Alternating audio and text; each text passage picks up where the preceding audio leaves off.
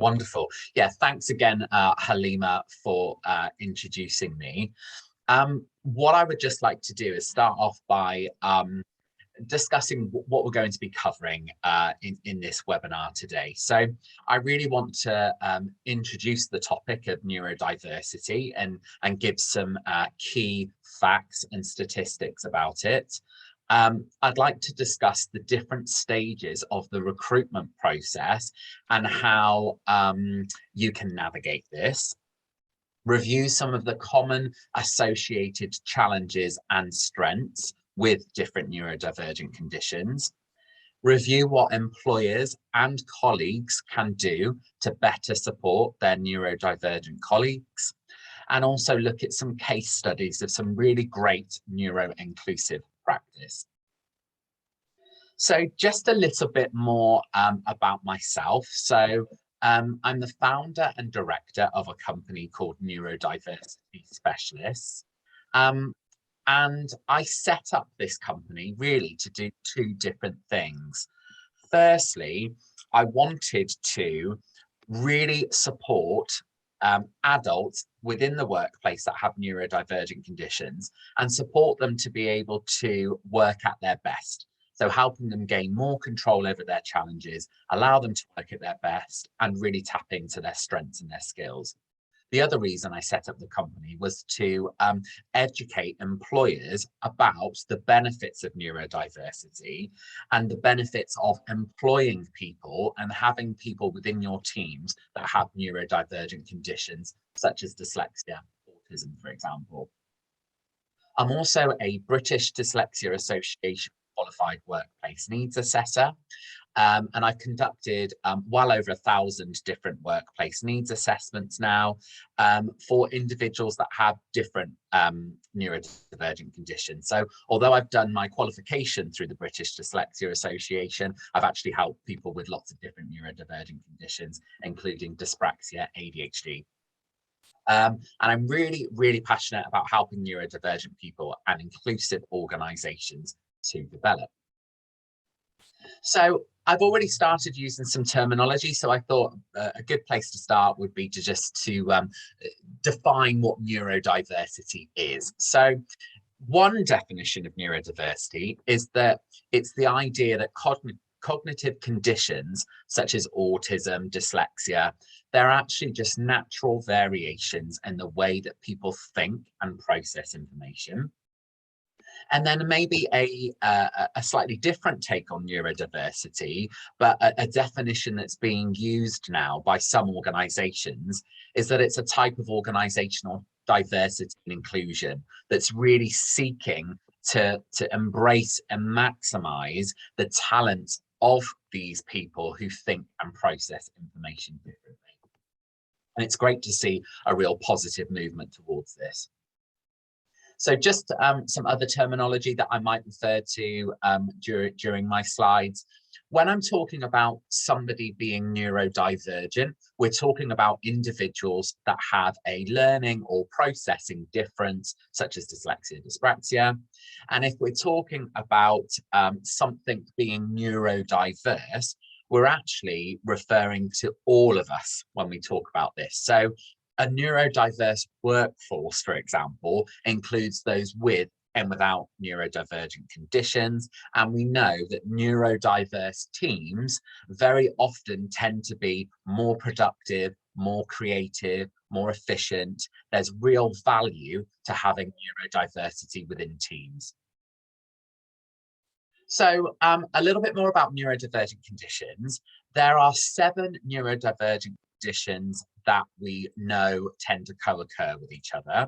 So I've mentioned some of these before. We've got dyslexia, dyspraxia, dyscalculia, dysgraphia, ADD, ADHD, and autistic spectrum condition.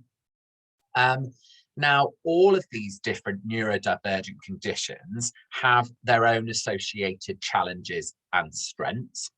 And it's estimated that around 15% of the population have a neurodivergent condition or a similar processing difference.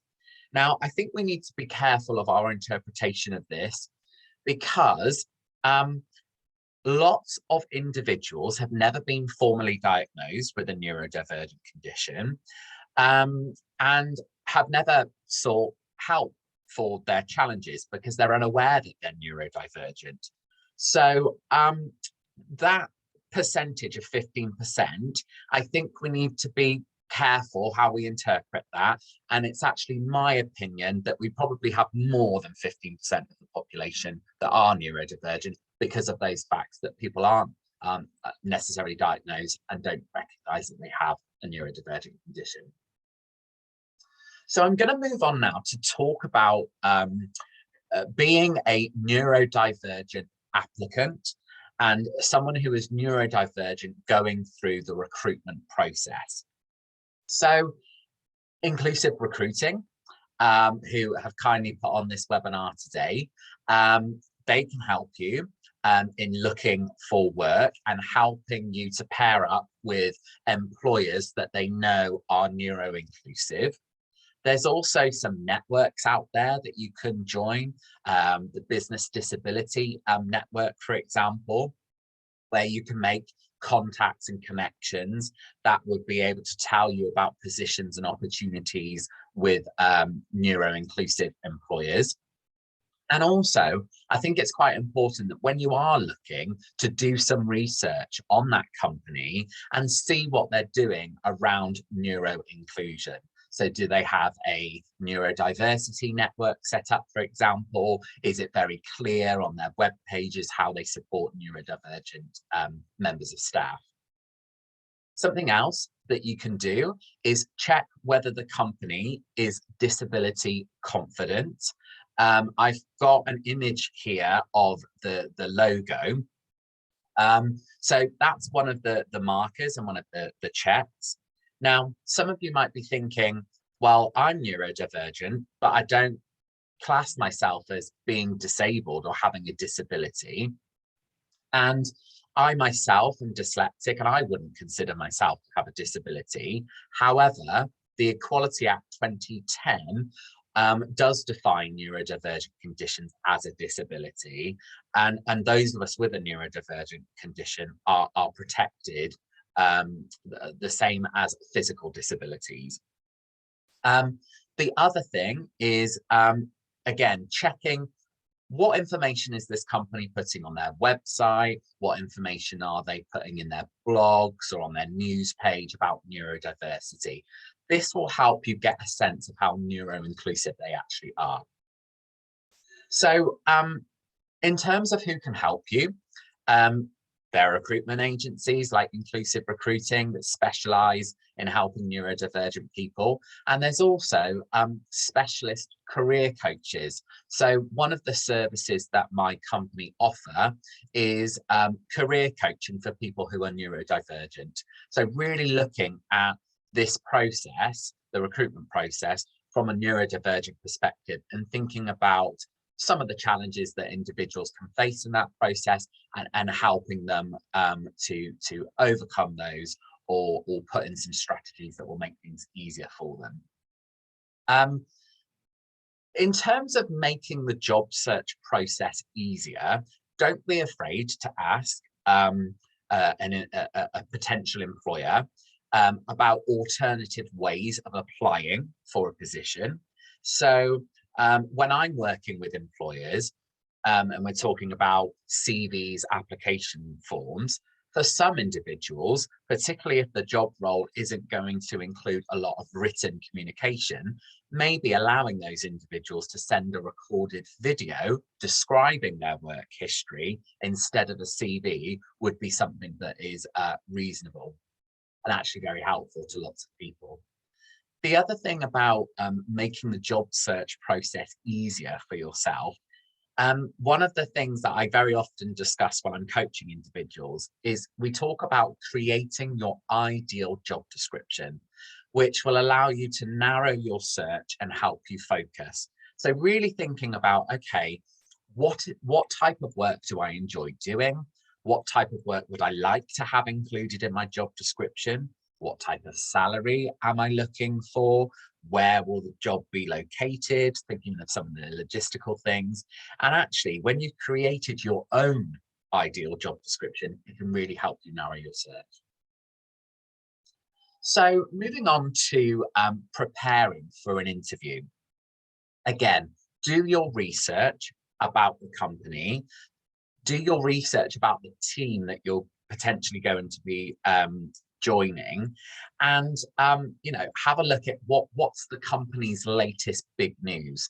So when you're in an interview, you can actually show that you've done some research and show that you're really keen to join the team, to join the company, and you're aware of what they're currently doing. If you know what reasonable adjustments will help you during the interview process, ask for these in advance. So some examples could be, if you have challenges with your short-term memory, it could be asking for a copy of each question as they're asked, so that you have the opportunity to read that question, and it will help you with your short-term memory challenges. And this is particularly helpful when an interview panel are asking questions with multiple parts to them. So that's one example. Another example may be that when you are giving your answer, a reasonable adjustment would be to allow you to mind map that answer on a whiteboard in front of the panel, if that's an easier way of you being able to give your examples and answer that question fully. Thinking about getting to the interview, if it's possible, I really recommend doing a trial journey to the interview location. Don't forget to set alarms, and also remember to check if there's any travel disruption early on in the day of your interview, so that you can plan in that extra time to travel if need be. The other thing that I really recommend is take notes with you to the interview of your best examples, which show how you meet the criteria, and also write down some of your key achievements from your previous positions, or maybe even something that you've done in your personal life as well, that might be relevant. And in some cases, it would be reasonable to take your notes into the interview and to refer to them when you need to. So the interview shouldn't be a test of your memory recall. It's about understanding whether you're a good fit for the position and whether you meet the criteria. So in the actual interview itself, don't be afraid to ask if you don't understand a question and you need it to be repeated or rephrased. As I mentioned before, mind mapping your, mind mapping the question as it's being said to you may also help you in giving a good answer.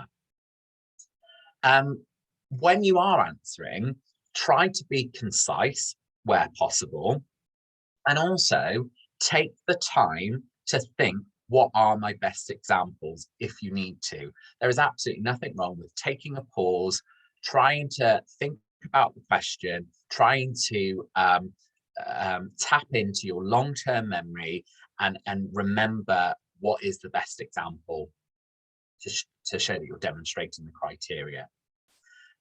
Also, make sure that you look at the person asking you the question. You know, even if you're using Zoom or Teams, I know it's quite different now having an interview online, but try to treat it as it's like a face-to-face interview. Do all of the things that you would normally do in a face-to-face interview. Dress smartly, keep eye contact, and treat it just as you would any other type of interview. Now, also remember to describe your strengths.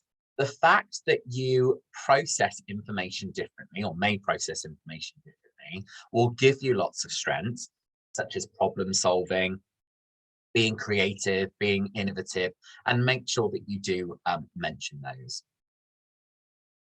So if you're successful and you've got the job, that's great news. And here are some examples of things that you can do to make the induction process more smooth for yourself. So before you actually start, do tell your employer what reasonable adjustments you need if you're aware of those that help you. The other thing that you can do, in addition to this, is ask to have a workplace needs assessment, so that somebody like myself, a qualified workplace needs assessor, will come into your workplace, or maybe conduct this online, and they will assess what reasonable adjustments do you need in that role, and what appropriate support should be considered. So if how do I get one of these? Well, hopefully your new employer will have a process in place to support neurodivergent people. But if they don't, you can discuss with them about getting a workplace needs assessment, and you might want to go through a private provider like my company, Neurodiversity Specialists. You might want to consider a charity like the British Dyslexia Association or the National Autistic Society, but also there is Access to Work as well. So there are different options of where you can access and get support from in terms of the workplace needs assessment.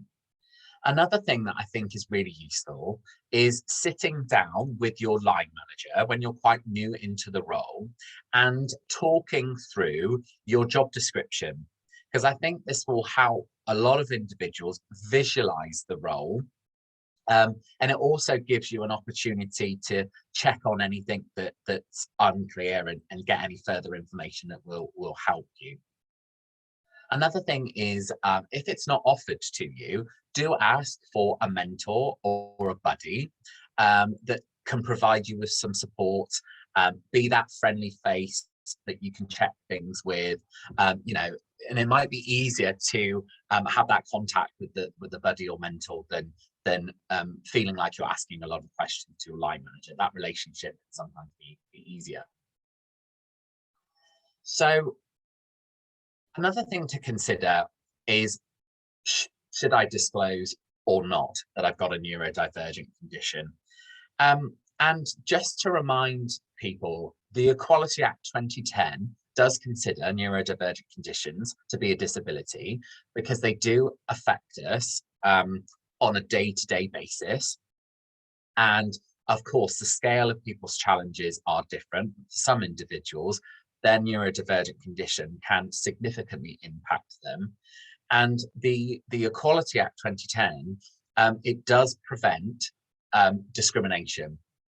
So individuals are covered under this act in terms of, you know, not being discriminated against because of their neurodivergent condition. Now, some individuals may not want to disclose or share that they've got a neurodivergent condition if they've had a negative past experience.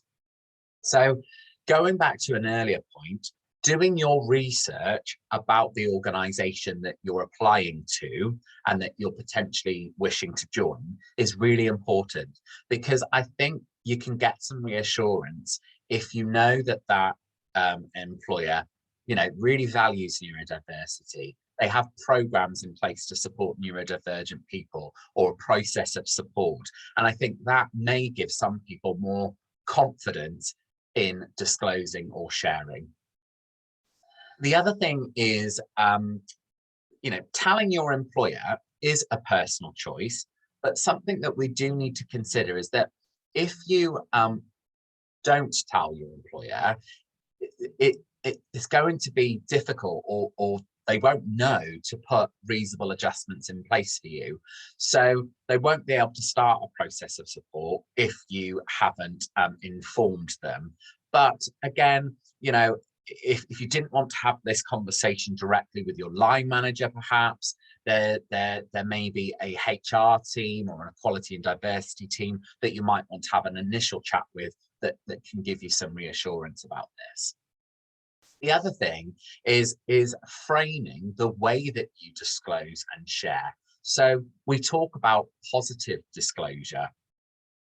So sharing the fact that you're neurodivergent in a positive way by demonstrating the skills and the strengths that you have because of the fact that you think and process differently. So, you know, we know that a lot of neurodivergent people, they're creative, they're great problem solvers, they're highly motivated. So framing how you disclose and share is also quite important.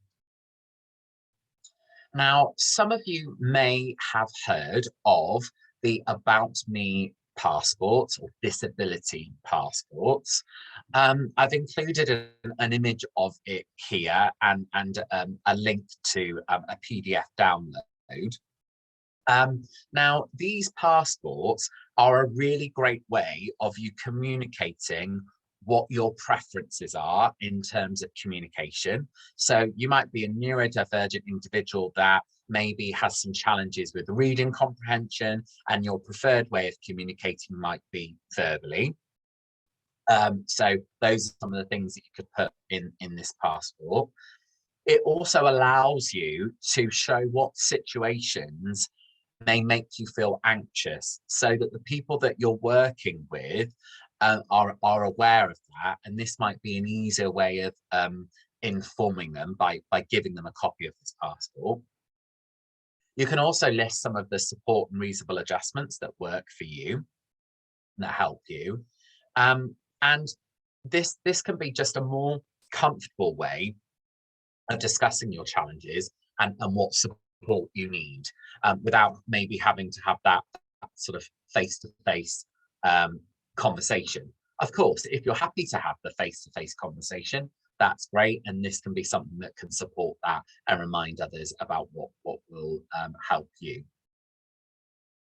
So I just want to touch now on what some of the potential work-related challenges might be.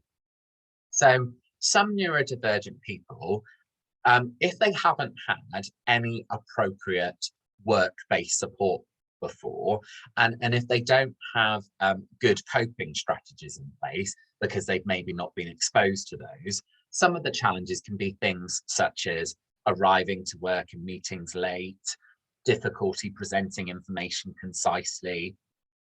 They may have gone on the same training course a number of times and still not absorbed the information, particularly if that training hasn't been delivered in a neuro-inclusive way and in a way that that person prefers to learn and process.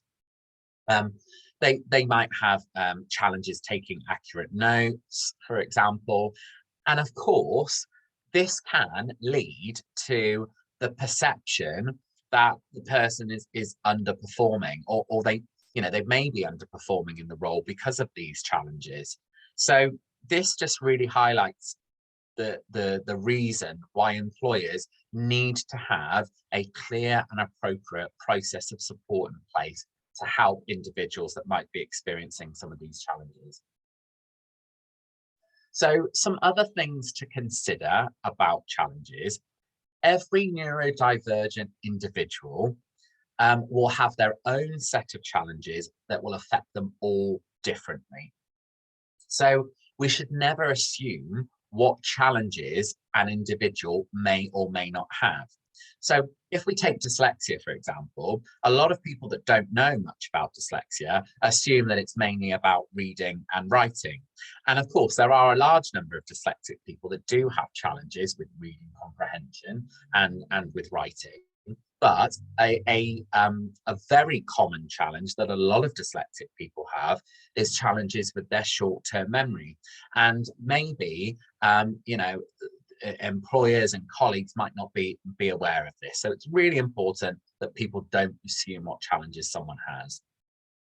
The other consideration is that certain skills may be more challenging for someone to develop if they're neurodivergent and haven't been exposed to effective coping strategies. So again, this is why we really need to make sure that we're putting a process of support in place. And through coping strategies coaching, I have worked with individuals that have found organizing, planning, prioritizing their work really, really challenging. And after some coaching around that area, And after being exposed to strategies that align to the way that they prefer to learn and process, they have become very organized, and are far more in control of their work, and it's significantly reduced anxiety that they were feeling. So these are some of the real positive things that can come out of that support. The other thing is that most of the challenges experienced by people who are neurodivergent aren't necessarily easy to spot by other people, and they wouldn't necessarily connect it to a neurodivergent condition. So some neurodivergent people wear the lanyard, which you can see in the image here. And this sunflower lanyard symbolizes that the person has a hidden disability. And when we see somebody that has this lanyard, we should be more patient in the way that we communicate, maybe check if they need us to do something differently. So that's just a little bit about that lanyard there. So I've spoken quite a bit now about challenges, but we know that people who think and process differently have a lot of associated strengths. And all the people that I've worked with, they all have strengths. And some of the common ones that people tell me about are that they're creative, good problem solvers, they can see the big picture, they're very strategic in the way that they think, they're able to make connections between different types of information, very good at visualizing, practical and hands-on, very innovative. So there are lots and lots of associated strengths. And one of the things that I'm really keen to educate employers about is that you can really tap into these strengths when you support people appropriately. And actually, a lot of the strengths that neurodivergent people have are strengths and skills that your organization needs in order to move forward. So, you know, if we take problem solving as an example, bringing great problem solvers into your organization, maybe they're going to be the person that fixes problems that you've had for years, for example. So what support is available when you're in the workplace? So if you're an individual that believes that they might be neurodivergent, you've never been formally diagnosed before, but you believe you might be, a really good place to start is have a screening. So there are various different screening tools out there, but that can be a really good first stage in helping you to understand whether you may or may not have a neurodivergent condition and what your challenges and strengths are. Now, if your job requires you to study or sit exams, for example, so you know the first kind of job that comes to mind here is those in kind of accountancy. If it does, I highly recommend that the employer pays for that individual to have a diagnostic assessment if they've not had one, because a lot of education institutions and qualification providers, training providers, they may not put reasonable adjustments in place if the individual hasn't had a formal diagnosis. I think that's a shame, and I think that a lot of people don't get supported when we insist on them having a diagnostic. But as I said, if you're studying or sitting exams, I think it's important to get that. Now, the next sort of stage, so for people who have been diagnosed before, or for people that have been through a screening process, which indicates that they might be neurodivergent, the next logical step for them would be to have a workplace needs assessment. That will identify what support and reasonable adjustments that individual needs. And just to sort of mention a really important point here, within the workplace, a formal diagnosis is not required in order for that person to receive workplace support. We shouldn't insist that people get a diagnosis, because it can take years for people to get a diagnosis if they're going through the NHS. It's very expensive for individuals to pay to have that privately, and it can really actually slow and delay the process of that person getting the right support for them. So some of the things that we can do as individuals to celebrate neurodiversity and think about how we can make our workplace neuro-inclusive. Well, if your employer has a neurodiversity network, that's a really good thing to join, where you can express ideas about how the workplace can be more neuro-inclusive. If you're hiring individuals into your organization, making yourself aware of neuro-inclusive hiring practices and what some of the reasonable adjustments that can be put in place during the recruitment and induction process. We can manage the way that we communicate. So sort of trying to bear in mind that the way that we prefer to receive information might not be the same for others. So diversifying the way that we communicate and being adaptable and flexible is really important. And I also think one of the best things that we can do as individuals is signpost people to further support. So if you have a colleague that is experiencing some challenges and there's a process of support in your workplace to help them, then signposting them to that is really important. So I'll just go through a couple of case studies that really highlight some real positive examples of where workplaces have embraced neurodiversity and the support of neurodivergent people. So the first one is SAP. They launched an autism at work program to widen the pool of new applicants. And what they found was there was a 90% retention rate of hires who had autistic spectrum condition, which is amazing. And the company, when they launched this program, they then reported productivity gains, quality improvement, boosts in innovation capabilities, and neurodivergent employees have participated on teams that have generated significant innovations, including one individual who helped to develop a technical fix that was worth an estimated 40 million US dollars. So I think this really showcases the positive impact of being proactive about recruiting people who are neurodivergent. The second case study is Hewlett-Packard Enterprise. They've got a number of neurodiversity programs, but one of them placed neurodivergent software testers at Australia's Department of Human Services.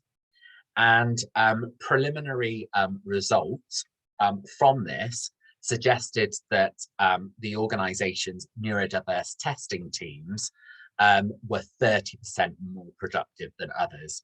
So that's a real significant improvement there. Following this, Australia's Defence Department worked with Hewlett-Packard Enterprise to develop a neurodiversity program in cybersecurity. And what they found was that neurodivergent hires had superior pattern detection abilities.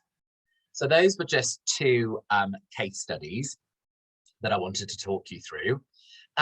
In terms of the key takeaways from what we discussed today, I would say that these are remembering that processing differences such as dyslexia co-occur with each other, and that a lot of people who have these different processing differences may have never had a formal diagnosis before. With each of the different neurodivergent conditions, they have their own associated challenges and strengths. If you're an individual that's going through the recruitment process, regardless of what stage you are at, you can ask for reasonable adjustments. Framing how you disclose and share your neurodivergent condition in a positive way can be a real great way of showcasing some of your strengths and skills. When you're in the workplace, a workplace needs assessment can really help you as a neurodivergent person get the support that you need for your workplace challenges. And that support can include things such as coping strategies coaching, assistive technology, and training on those assistive technology tools. So last slide from me before I come back to everybody and we take some questions. I just want to say thank you so much for listening to me today, and I'm really looking forward to answering some of your questions. On this slide here, you have my Linktree website address, which takes you through to a page that looks very similar to this image that you can see on the slide, and you can access my website, my LinkedIn page, my personal one, and also a neurodiversity in the workplace group that I've set up. You can connect with me on my company Facebook page, my Instagram, if you want to learn more about neurodiversity within the workplace. So, thank you so much, everybody, for listening. Halima, I believe that you're now going to help me with answering some questions and reading any out that's been put into the chat. Oh, I think you're still on mute. Yes, I am. Thank you. Yeah, absolutely. Chat's been quite quiet. I think that everyone's paying attention to your great presentation. Thanks for that, Daniel. That was amazing. Even I was taking down notes there. So yeah, so feel free to ask questions in the chat box, or feel free to, like I said, come off mute and ask any questions you may have. Let's make the use for you know, what we have here, the specialism that we have here, Daniel, and get the support that we need. Yeah, absolutely. Thanks, Lima. Really happy to answer any questions that anyone has. You know, also, if you would prefer to not ask your question publicly, and we do need to bear in mind that we're recording the session, if there's something very personal that you want to ask me, please feel free to connect with me, and I'm happy to speak to you privately. But Absolutely. if you've got a question that you're happy to share, yeah, please do. Yeah, absolutely. So we've got one here from one of the attendees. How would you challenge hiring managers who are reluctant to change application process to support neurodiversity? It's a great question. Yeah, sorry, can you just repeat that for me? Oh, sorry, I went too fast. I do apologize. No, it's okay. No, it's fine. How would you challenge hiring managers who are reluctant to change application process to support neurodiversity? Sure. So, I mean, I think this is something that organizations need to be aware of. We need to be raising awareness in organizations about the value of making these changes to the application process, and how that's actually going to help us attract more talent, potentially help us get, you know, the right people for the role. So I think it's really about educating. I think it's about making sure that your policies and procedures have been looked at and are neuro-inclusive, and that actually that we are telling hiring managers that these are things that have to be considered. There's that legal obligation to do it. But what we really want them to understand is the value of doing it, and why that's going to be beneficial to them. So I think it's about education. It's about reviewing the policies and the strategy around recruitment to make sure that it's neuro-inclusive, and really discussing those benefits of why it's important. Absolutely. And I think it comes back to what you talked about in the strengths, you know, highlighting those strengths and talking about that. Absolutely. So we've had people that have said, thank you, that was super helpful, both personally and be able to signpost clients to you for support. So thank you. Oh, thank you, Sarah. So we've got someone here who said, you mentioned to inform recruiters or hiring managers about your neurodiversity, yet it was the beginning stages of getting CV through scheduling for interviews. how would you mention it without them dismissing me as I have the skills and expertise for the role? Okay, I'm just going to try and find that question in the chat myself. Yeah, it's quite a long So, one. yeah, no, that's okay. That's fine. So, was it the very last question? No, it's the second last question Okay. Oh, yeah, lovely. by Priscilla. Yeah. Thank you. Thanks very much. Just giving that a read. Yeah. Okay, yeah. So an answer to that question, most organizations that have a recruitment process, they will actually, they should be asking you whether you have a neurodivergent condition at the very upfront. So when you're applying and you're downloading the application form, for example, normally there's a quality diversity monitoring form, or if you're doing it online, there's normally the option to sort of select that you are, very often anonymously, and that then should give you some further information about how you can request reasonable adjustments, for example.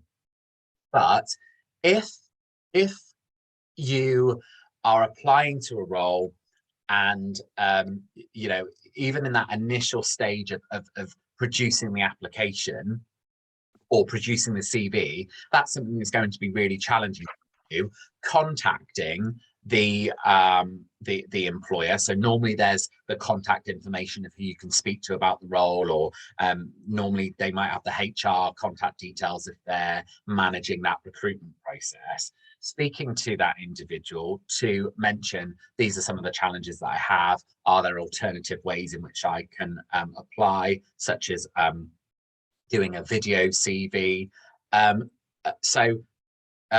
that conversation can be really, really helpful. I think, but this also goes back to, if you feel uncomfortable having that conversation, that may be because of a negative past experience. And this goes back to, it's really important to do your research about the company. So if they are a forward-thinking company that really value neurodiversity and really value having neurodivergent people there, they should have a process in place to support people through the recruitment process, and should be actively encouraging people to come forward if they need reasonable adjustments. When I'm working with employers, I tell them that, if you want to be really proactive about this, you need to be giving people examples of what reasonable adjustments can be asked for, and including those in your advert or on the website. Maybe there's a link that people can click on that details all the reasonable adjustments that you can provide, or examples of those. Hopefully that answers your question, Priscilla. Great, thank you. So our next question is, how would you recommend that video applications are implemented in a way that supports written applications? For example, should both answer the same questions, or should video be open to all, or just neurodivergent individuals? Any thoughts on this, on how to, let me just scroll down, on how to incorporate this would be great. Yeah, so I think the organization that really want to be neuro-inclusive, they have to consider having the technology that allows people to download a video CV rather than a written one, for positions where the individual is not going to be expected to do a lot of written communication. So just to be clear, I wouldn't expect people to be able to submit a video CV for a role that is going to be requiring them to do a certain amount of written communication in their role. But if this was a role for like a cleaner, a grounds person, a job that doesn't have that high level of written communication, then we should be producing a way of allowing people to submit video CVs. So I think the organization needs to think about the technology that they have that allows people to do that, and if they're using a recruitment system, that they're talking to the provider of that recruitment system to see whether it's possible for people to download those video CVs. I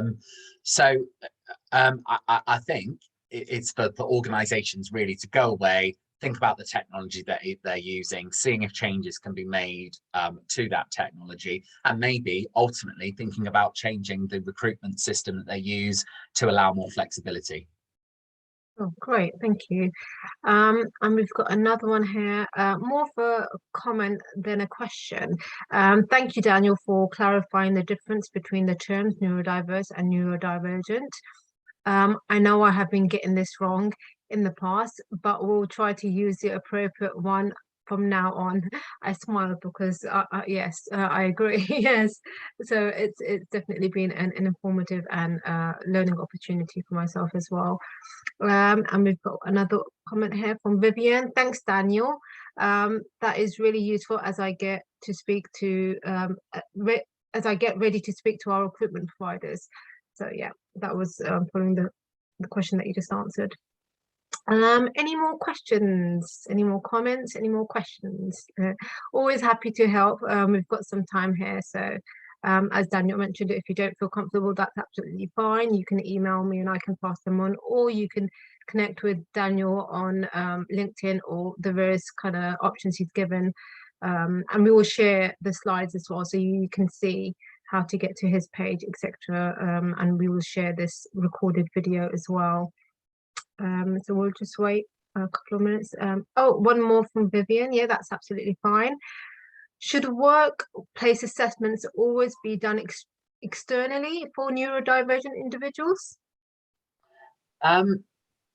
Well, so normally you would be getting an external company or provider to conduct that workplace needs assessment. Some companies have sent members of staff off to undertake training on how to become a workplace needs assessor, and are now providing those internally. So they have somebody, in-house that is able to qualified now to be able to do those workplace needs assessments. I am going to be really honest with you. I don't think that is necessarily the best way forward. I think that might save the organization money, but I think there is a risk that if you have internal people trained to deliver workplace needs assessments, that they may not be necessarily looking at things from the individual's perspective as much as they need to, and maybe looking at things more from an employer perspective. So when a private provider is going to conduct that workplace needs assessment, they are going to be taking a very person-centered approach, and they are going to be recommending things that particular individual needs. So there's no one-size-fits-all approach, which also there's a danger of having a bit of a one-size-fits-all approach if you have internal people doing the assessment, because it might be that the company have decided, right, this is the technology that we're going to recommend. And I have seen examples of the recommendations being kind of a bit from like a checklist, whereas you really need to be taking that person-centered approach and thinking, what is it that this person needs? Their company might have like site-wide licenses to different types of technology, for example, but actually this individual might need a slightly different version of that technology to help them with their very specific set of challenges. So really long-winded answer, I know, but I personally think getting an external workplace needs assessor that's got lots of experience of dealing with lots of neurodivergent individuals across lots of different organizations, you're more likely to have a higher quality workplace needs assessment report. Right. Like, that's not too controversial. No, no, it makes sense actually. I was nodding because I think it's it does totally make sense. Thank you, all very useful. So yeah, that's great. Yeah, so any more questions coming our way, or Daniel's way even? Comments, any takeaways? It'll be quite nice to see what you took away from the session. What did you learn? Is there anything new? Is there anything that you'll take away and maybe look to implement if you're a manager, or you're neurodivergent? Is there something that's made you think in terms of when you're looking for jobs or in a workplace? Any takeaways would be good to share.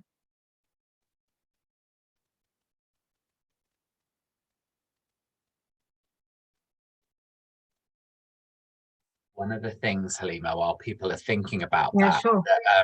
that I think is quite important is, if you are a recruiting manager, or you're a line manager, I think one of my sort of top tips is about being adaptable and flexible in your approach.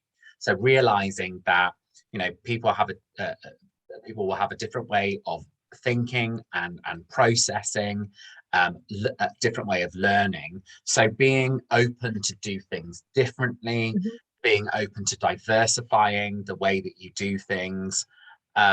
So I'll give an example. If you have an individual in your team that has autistic spectrum condition, and you really want them to feel part of the team, and part of this is about having, team meetings, but actually that individual finds those situations really, really challenging, and that cause them a lot of anxiety. Maybe a different way of that person being involved in that meeting is they could pre-record something about the work that they're doing, with some slides, or they can prepare something that can be read out on their behalf. We really need to be thinking about how can we include this person without forcing them to do things in a way that that the most of the team prefer. So you're going to have some people in the team that need things to be different to allow them to be at their best. So that adaptability and flexibility really goes a long way. Absolutely, I totally agree. So we've got one from Vivian. The clarification on the terminology, as mentioned before, was really useful. For me, it was good to be reminded that one, many people are undiagnosed, and two, you do not have to be diagnosed to ask for people-centered support. Thank you for that. We've got Sarah mentions external assessments might also be important to remove chances of bias from existing internal relationships, especially where there's been some stress and performance issues. And neurodivergent neurodiversity has been acknowledged or diagnosed. I've got another comment here. Scrolling down. My key takeaway is doing research on the company you are applying for a job role, and not being afraid to say if I need adjustments. Thank you. Great session. Thank you very much. Great. Well, it was lovely to see some key takeaways there. And I think we've come up to a time. I know that Daniel very busy, but like I said, if anyone's got any questions and they think about it all way afterwards, feel free to get in touch with us. More than happy to help you. It was a great session. Thank you very much for everyone joining us, and thank you for Daniel, your time and this amazing presentation that you've given us. Before we leave, if you are looking for a role or if you need support with your career, please feel free to send me an email at halima@inclusiverecruiting.co.uk. Emails have been sent out to everyone who's registered, so you will find my email address there. I will also be sending out an email later this week with the link to this recorded video and some resources that Daniel has kindly passed on to me. And so keep an eye on your inbox and your spam, because sometimes my emails fall into there, so you'll have my email address there. Our next Inclusive Recruiting Network event is on the 9th of February. It's with Samantha Clark, and it's going to be about the joy of work. So if you're interested, pop over to the Inclusive Recruiting website. On the candidate zone page, you'll find all our details about our future and past events. where you can register for the next one. And yeah, that's it really. It was great to do this session with you, Daniel, and have everyone here. And we'll keep it as that. Thank you very much. Thanks, Halima, for organising. Thanks, everyone, for No your worries. questions. Thank you. Thank you, Sarah. Thank you. Take care now. Bye-bye. Take care, everyone. Bye. Bye-bye.